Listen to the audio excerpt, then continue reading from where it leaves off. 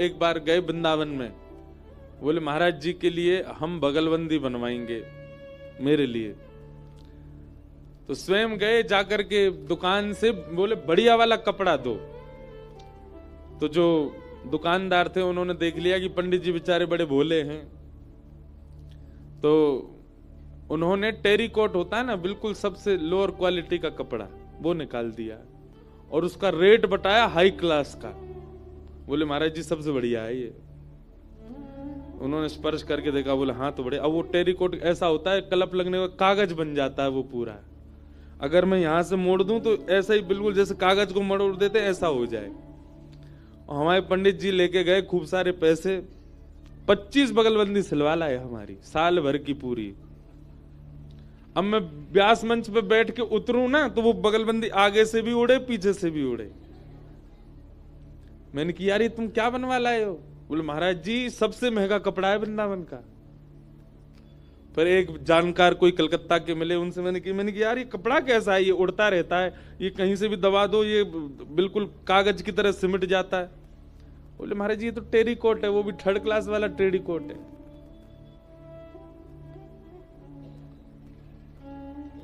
तो कथा सुनते सुनते सुनते सुनते ऐसी स्थिति हो जाती है, सुख दुख का ज्यादा आभास नहीं होता, ज्यादा पता नहीं लगता, फिर सम होने लग जाता है हमारा स्वरूप। मुख धोया है कि नहीं, बाल काढ़े हैं कि नहीं, कभी कभी ऐसी स्थिति भी आ जाती है। समत्व चित्त में प्रकट कर देता है भगवत भजन।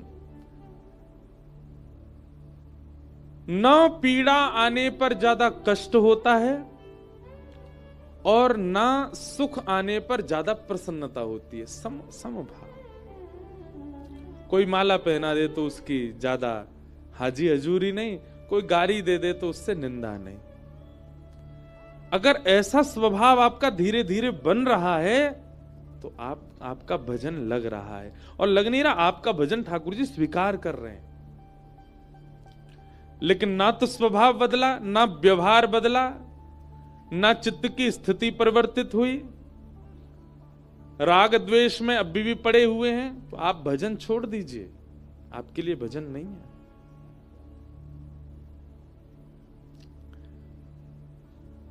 तापत्रय विनाशाय श्री कृष्णाय वयं नुमः। ऐसे 3 तापों का उपसमन्वय करने वाले भगवान श्री कृष्ण को हम बारंबार प्रणाम करते हैं, वंदन करते हैं। भागवत जी का महात्म हम कर देते हैं पूर्ण। भागवत जी के महात्म का पहला श्लोक। तत्पश्चात कथा आती है कि नारद जी महाराज बद्रीनाथ गए और बद्रीनाथ जाकर के उन्होंने सनत कुमारों से कहा, अहम तुम पृथ्वीं यातो ज्ञात्वा सर्वोत्तमामिति पुष्करम च प्रयागम च काशं गोदावरी तथा हरिक्षेत्रे कुरुक्षेत्रे श्रीरंगम सेतुवंदनम एवमादिषु तीर्थेषु ब्रह्ममाणि इतस्ततः। जिस प्रकार हम लोग विदेश की बड़ी प्रशंसा सुनते हैं तो वहां की बड़ी चर्चा करते हैं। कोई आदमी हमारे घर का विदेश गया हो, आगे फूले नहीं समाता, हम वहां गए थे, ऐसा था ऐसा। इस कथा में विदेश से भी बहुत लोग, एक बहन तो ऑस्ट्रेलिया से आई है कथा सुनने। इनके यहाँ लाल जी विराजे बड़े भाव से, इनको पता चला ऋषिकेश में कथा है तो आ गई यहाँ। कई लोग बाहर से भी आए हैं कथा सुनने, सबका स्वागत। वो कनाडा से आए हैं, दूर बैठे हैं। आप कहोगे महाराज जी विदेश वाले पता है, हम लोग नहीं पता। विदेश में क्या है ना कि भीड़ भाड़ कम होती है तो बहुत समीप से मिल लेते हैं सबसे, इसलिए विदेश वाले थोड़े पता है। तो जब विदेश से व्यक्ति आता है ना, तो जो लोग विदेश नहीं गए उनके बीच में बैठ करके वो बड़ी प्रशंसा करता है, अरे वहां की सड़क तो ऐसी है, वहां के रोड तो ऐसे हैं, वहां की गाड़ियां ऐसी, वहां की बिल्डिंग ऐसी।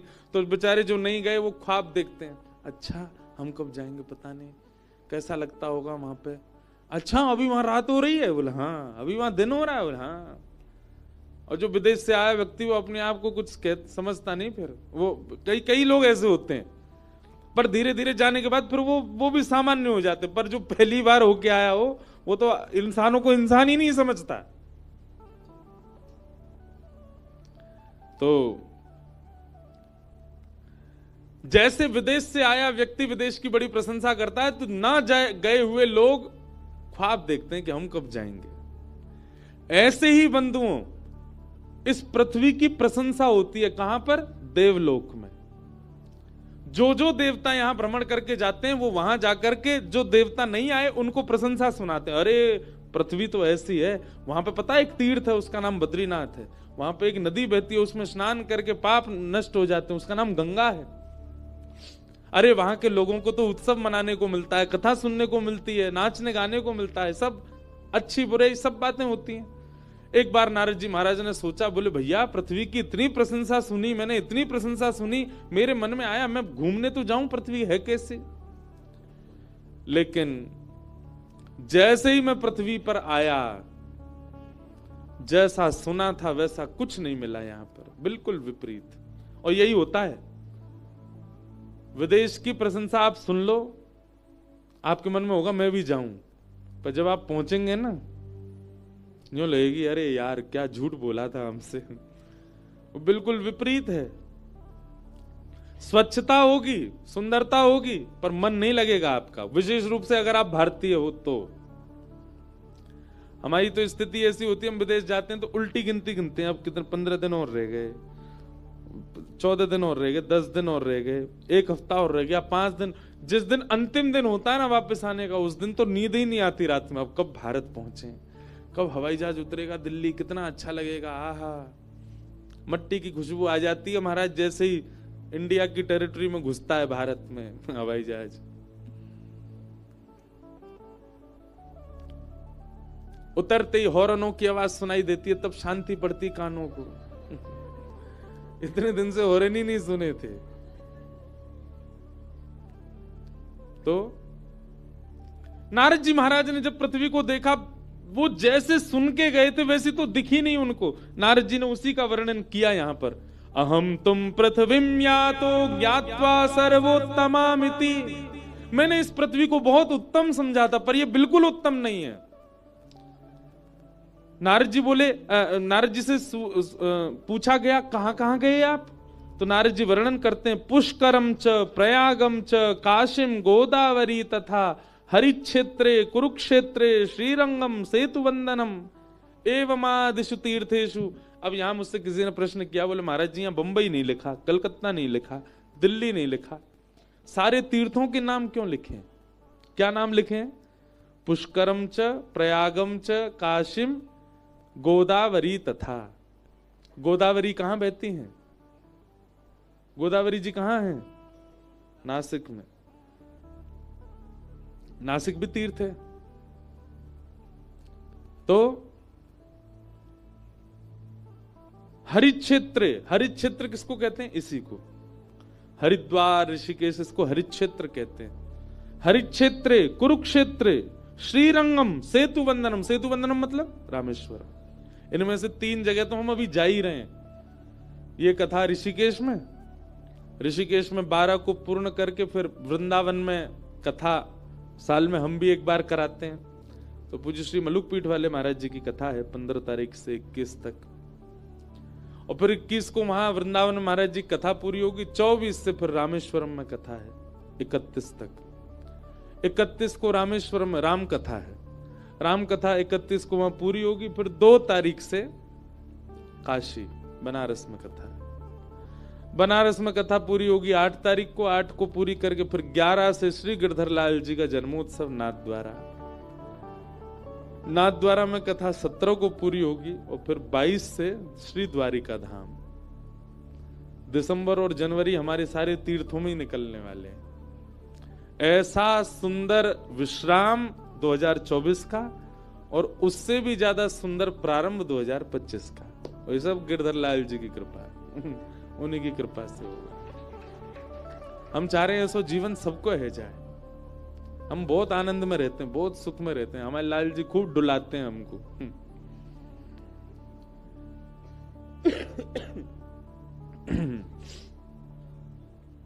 नारद जी तो प्रश्न उठा कि यहां पे तीर्थों का नाम क्यों है। नारद जी कह रहे हैं कलयुग में जब तीर्थों की ये भयावह स्थिति हो गई है तो शहरों का तो नाम क्या ही ले, वहां की तो और भी ज्यादा बुरी स्थिति होगी। तीर्थों का नाम इसलिए लिया भैया, तीर्थों में जब इतनी भयावह स्थिति है तो ये तो तीर्थ हैं, शहरों का तो जाने क्या हाल हो रहा होगा। नारद जी महाराज ने यहां सब बताया। मंदा सुमंद मतयो मंद भाग्यायुपद्रुता पाखंड निरताम संतो, पाखंड निरता संतो विरक्ता सपरिग्रह। मंदा सुमंद मतयो, मंद बुद्धि लोग हैं कलयुग के। मंद बुद्धि, आप कहेंगे महाराज जी आप भी तो कलयुग में ही हो, आप भी सब कलयुग में ही हो। सबको मंद बुद्धि नहीं कहा, पर अधिकतर लोग मंद बुद्धि हैं। इधर देखो सब लोग ध्यान से सुनो। तंबाकू के ऊपर क्या लिखा है आजकल सरकार ने? Tobacco kills. हिंदी में भी लिखा है कि इसको खाने से कैंसर जैसी गंभीर बीमारी हो सकती है। मंद बुद्धि है कि नहीं? फिर भी सबसे ज्यादा खाने वाली वस्तु वही है कि नहीं? मंद बुद्धि लोग। मदिरा पान करके अगर कोई व्यक्ति सभा में आ जाए उसको भगा दिया जाता है, लेकिन उस मदिरा से ही सबसे ज्यादा सरकार के पास धन जा रहा है। मंद बुद्धि है कि नहीं है लोग?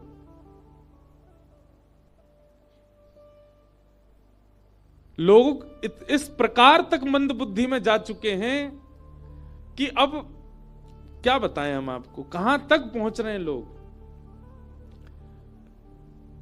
इस भूमि पर ऐसे कैसे देश हैं जहां पर मानवों को भी खा लिया जाता है।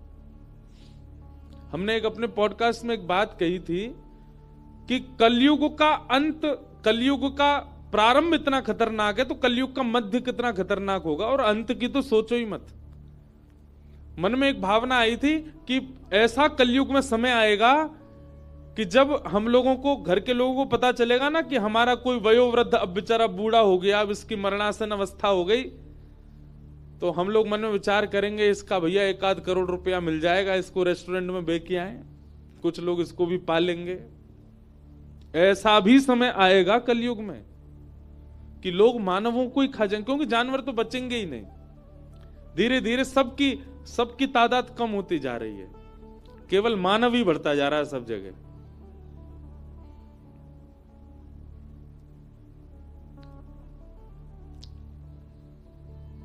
मंद बुद्धि हैं हम लोग,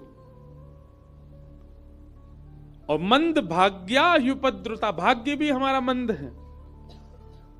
पाखंड निरताः संतोः,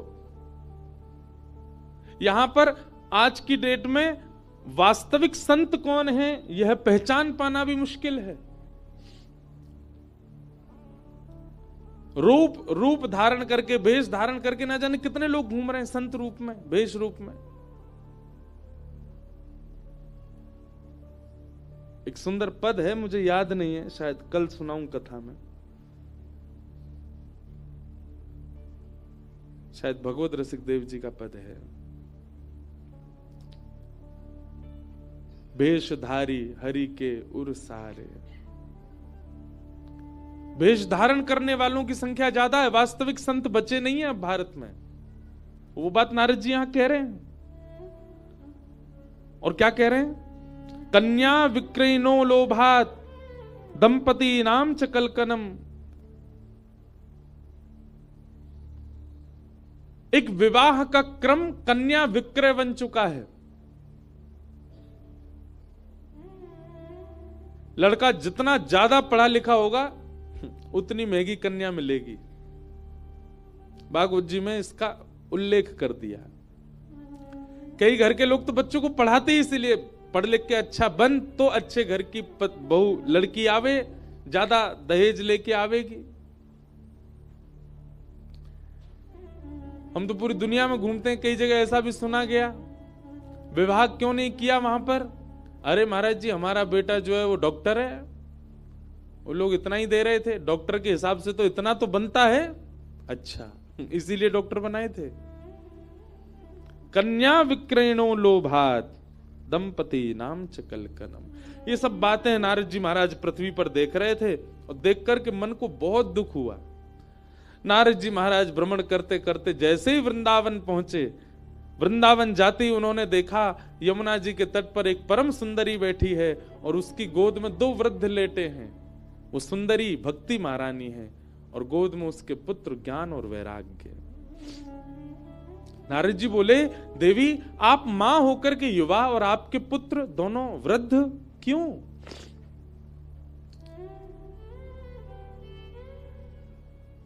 भक्ति महारानी ने कहा, कलयुग का प्रभाव। कलयुग में लोग भक्त तो हैं पर ज्ञान और वैराग्य से शून्य हैं, इसलिए मेरे पुत्र दोनों वृद्ध हो गए। हे नारद जी महाराज, मेरे पुत्रों कैसे युवा होंगे? कृपा कर इसकी कोई योजना बनाइए। नारद जी महाराज ज्ञान वैराग्य की युवावस्था के लिए भ्रमण करते करते बद्रीनाथ पहुंचे। तब सनत कुमारों ने उनसे कहा, आप भागवत की कथा कराओ।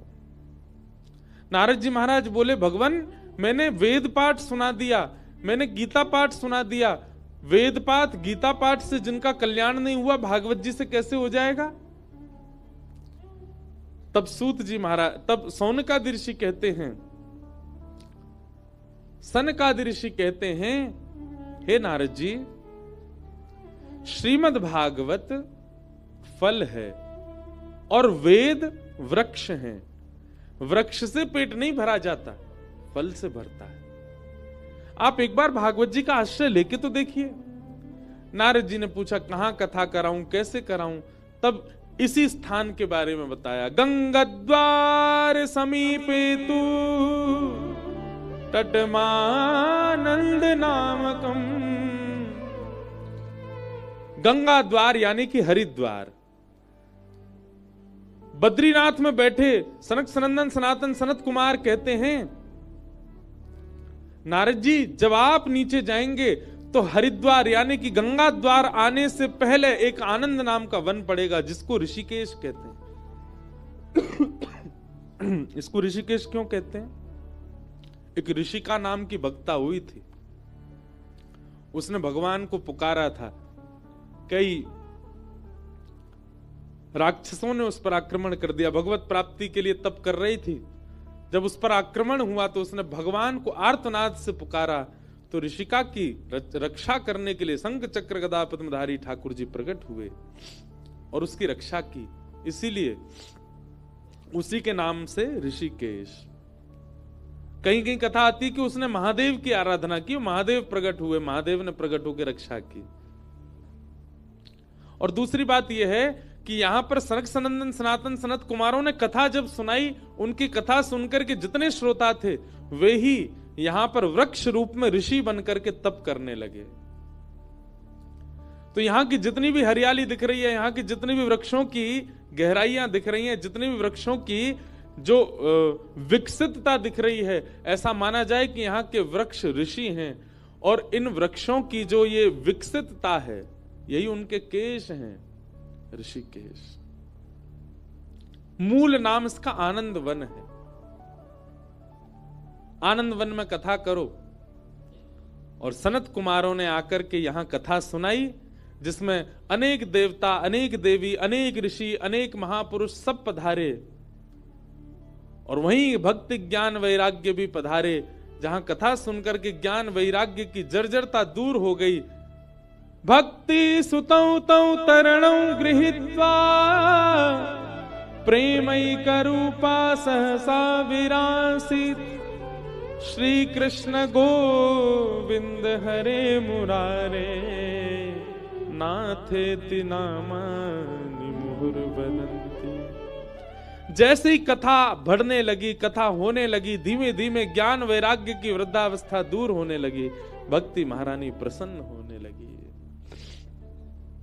कथा का ये प्रभाव है बंधुओं, बहुत ध्यान से सुनिएगा। इन 7 दिनों में आपके भीतर जो ज्ञान और वैराग्य है वे दोनों वृद्ध हो चुके हैं, लेकिन इन 7 दिनों में वे दोनों युवा हो जाएंगे। पर 7 दिन बाद जब 8वां दिन यहां कथा नहीं होगी, उसके बाद वे फिर से वृद्ध होने प्रारंभ हो जाएंगे। तो प्रयास क्या करना है, 7 दिन की कथा से आपको ऐसे ऐसे भाव जानने हैं, ऐसे ऐसे तरीके जानने हैं जिससे आपके चित्त में युवा हुए ज्ञान वैराग्य सदा के लिए युवा ही रहें, वो कभी वृद्ध ना हो। कई लोग आकर के कहते हैं महाराज जी हम बहुत नाम जप करते हैं, बहुत भक्ति करते हैं, सेवा करते, पर हमारी भक्ति बढ़ नहीं रही है। क्यों? क्योंकि भक्ति के पुत्र ज्ञान वैराग्य आपके पास नहीं है। ज्ञान और वैराग्य कथा से मिलेंगे, उनको स्वस्थ रखना और युवा बनाए रखना 8वें दिन से आपकी जिम्मेवारी है।